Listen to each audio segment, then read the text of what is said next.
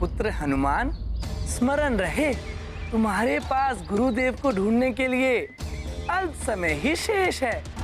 कल सूर्यास्त से पूर्व ही तुम्हें गुरुदेव को ढूंढकर उन्हें स्वयं को शिष्य के रूप में ग्रहण करने के लिए मनाना होगा। मैं स्मरण रखूंगा देवर्षि। जब तक मैं गुरुदेव को ढूंढकर उन्हें मना नहीं लेता, तब तक मैं एक क्षण भी ना ही कहीं रुकूंगा और ना ही कहीं विश्राम करूंगा। ये गाथा महाबली हनुमत की, रुचिकर लीला राम भगत की। जय जय जय रघुनंदन राम, जय जय जय महाबली हनुमान। हनुमत मार्ग अवरुद्ध हुआ, अदृश्य सीमा चक्र छुआ। आगे जलती ज्वाला प्रचंड, ऋषि का तप हो जाए न भंग। अब कैसे आगे जाएंगे, कौन सी युक्ति अपनाएंगे। पराजय नहीं करते स्वीकार, है हनुमत में साहस अपार। ये गाथा महाबली हनुमत की, रुचिकर लीला राम भगत की। जय जय जय रघुनंदन राम, जय जय जय महाबली हनुमान।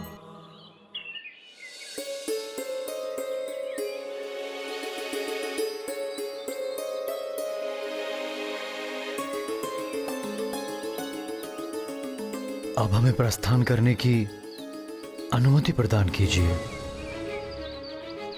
कल्याण।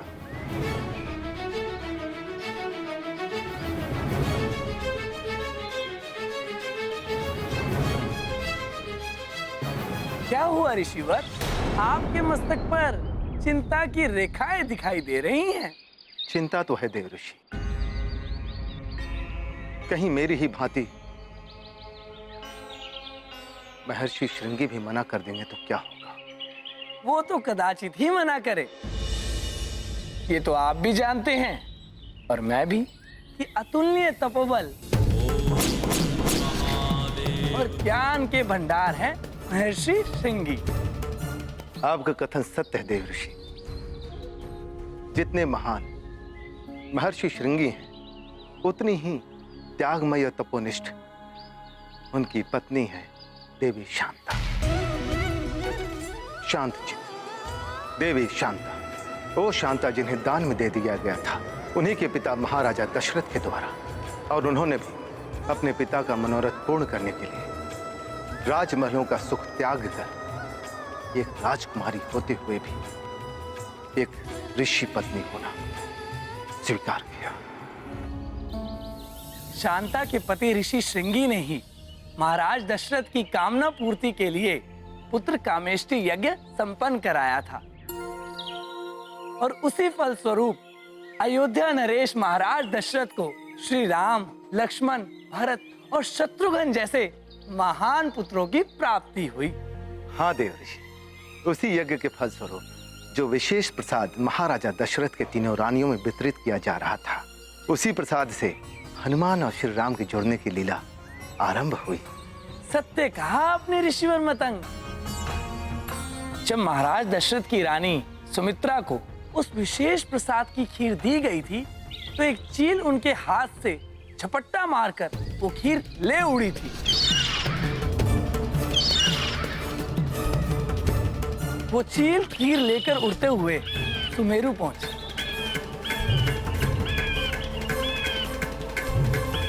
किंतु तभी उसके पंजों से वो खीर छूट गई।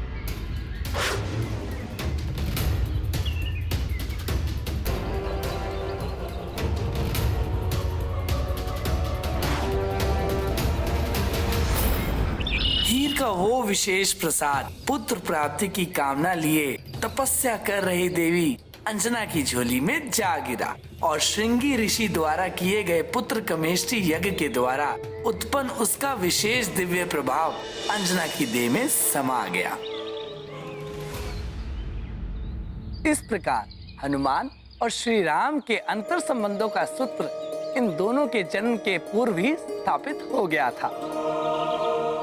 हनुमान के जन्म में महर्षि श्रृंगी का आशीर्वाद भी सम्मिलित है। अतः संभव है कि हनुमान की उस दिव्यता को पहचान कर महर्षि श्रृंगी कदाचित हनुमान को अपना शिष्य बनाना स्वीकार कर ले।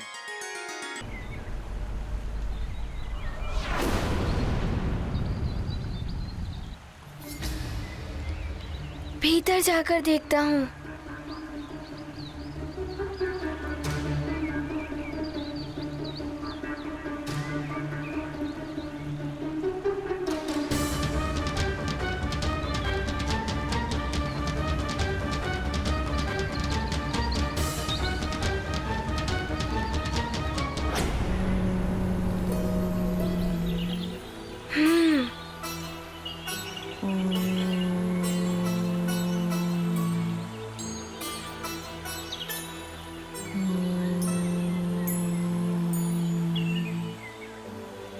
ये तपस्विनी कदाचित ये ऋषि माता ही होंगी। प्रणाम माते।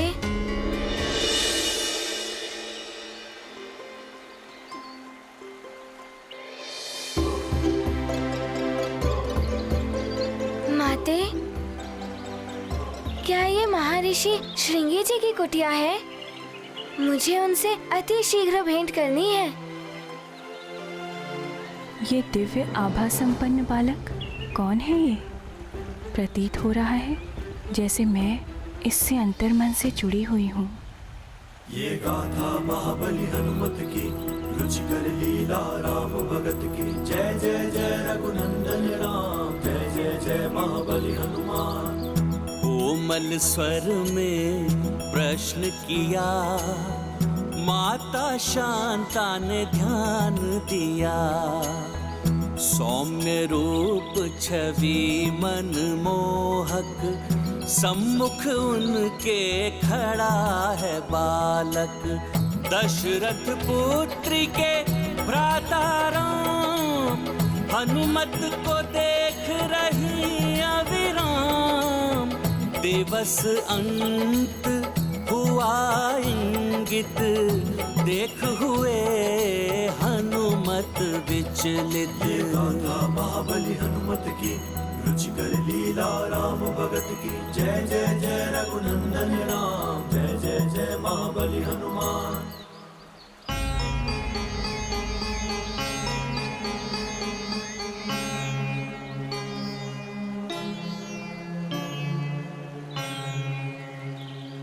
आप क्या सोच रही हैं? मैं सुमेरु नरेश, केसरी जी का पुत्र हनुमान हूँ। और आप शीघ्र बताइए, महर्षि श्रृंगी जी मुझे कहाँ मिलेंगे? पुत्र, ये कुटिया उन्हीं की है। मैं उनकी पत्नी हूँ, शांता, महाराज दशरथ की पुत्री।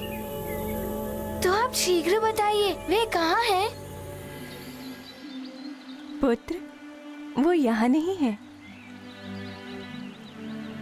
वो वहाँ पूर्व दिशा की ओर है, घने वन में तपस्या। धन्यवाद माते।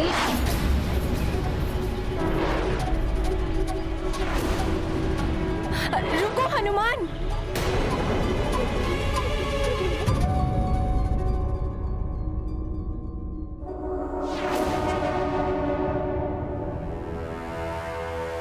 धिक्कार है तुम सब पर। इतने बड़े राक्ष योद्धा होकर भी इतने दिनों में एक नर रूपी नारायण के बारे में सूचना नहीं ज्ञात कर पाए। किसी भी कार्य के योग्य नहीं हो तुम सब। लंकेश प्रयास कर रहे हैं, शीघ्र ही वो।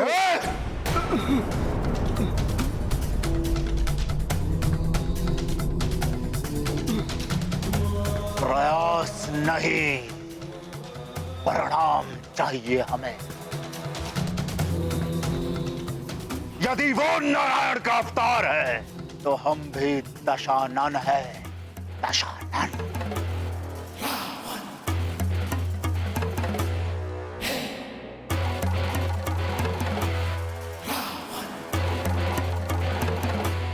कुछ भी करके, कैसे भी करके मुझे उस नर रूपी नारायण के बारे में सूचना ला कर दो। उस नारायण ने संसार को मेरे आतंक से बचाने के लिए अवतार धारण किया है ना।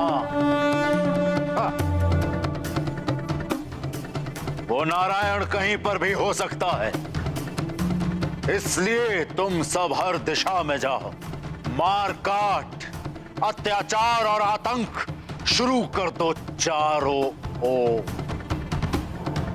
इतनी क्रूरता करो, इतनी क्रूरता करो कि स्वयं क्रूरता भी थर्रा उठे।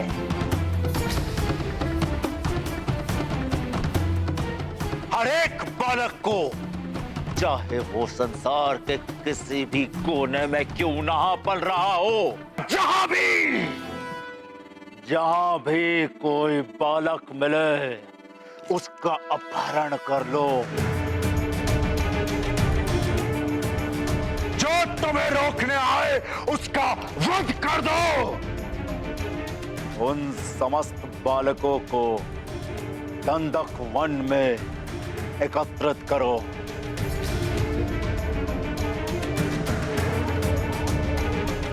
जहां मैं स्वयं उस नर रूपी नारायण को मृत्यु दंड दूंगा। देखते हैं नारायणी शक्तियां कैसे सफल होती हैं। जाओ! ऐसा ही होगा महाबली। जय लंकेश! जय लंकेश!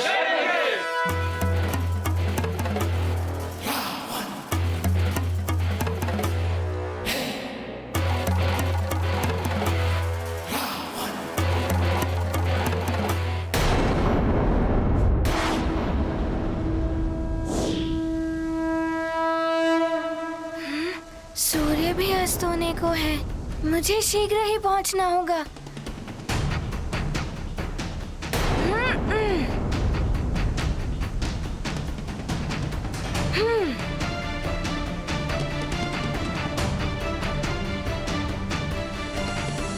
ऋषि माता ने तो इसी दिशा की ओर इंगित किया था, यहीं कहीं होंगे ऋषिवर।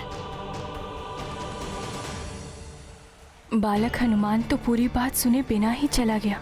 ऋषिवर विशेष तापस भाव को प्राप्त करने के लिए घोर तप में लीन है। ये तो मैं उसे बता ही नहीं पाई, कहीं कोई अनर्थ न हो जाए उसके साथ।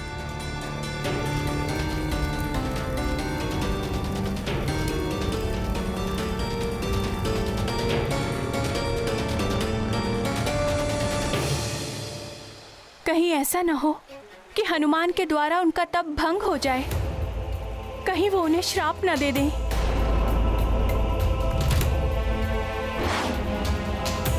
कोई अनर्थ होने से पहले ही मुझे कुछ करना होगा।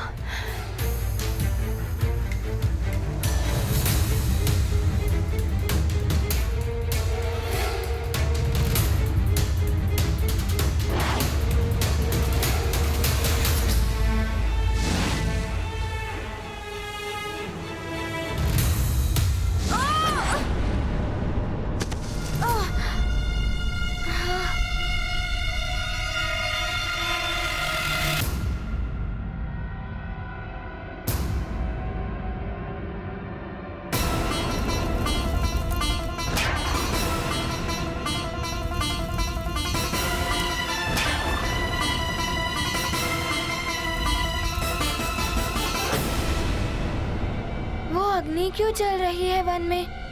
कोई है क्या वहाँ?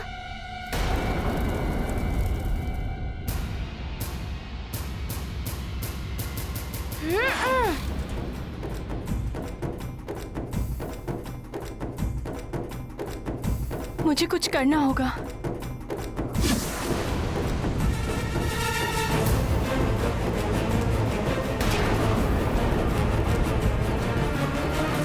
मुझे शीघ्र ही स्वामी के पास पहुंचना होगा।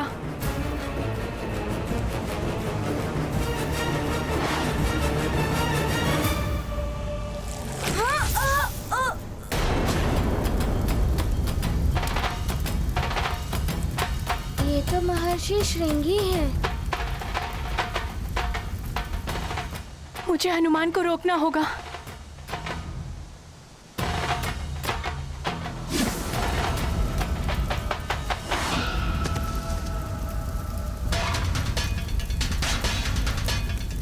ये अग्नि तो विकराल रूप धारण किए हुए है। यदि ये पूरे वन में फैल गई तो वन्य प्राणी संकट में घिर जाएंगे।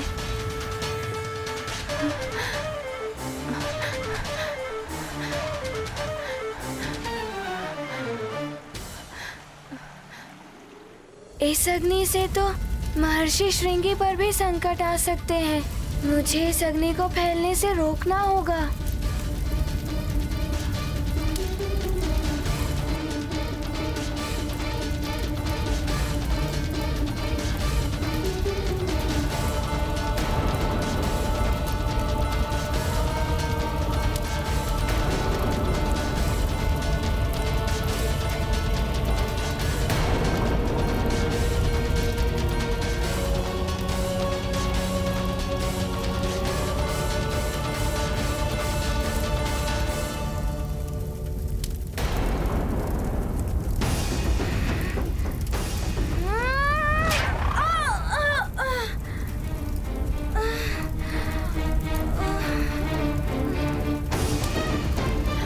हनुमान कहाँ गया? आसपास तो कहीं दिखाई नहीं दे रहा। कहीं उन लपटों में तो नहीं। ऋषिवर के तप के तेज से उत्पन्न इन लपटों को पार करके भीतर जाना सहज नहीं है।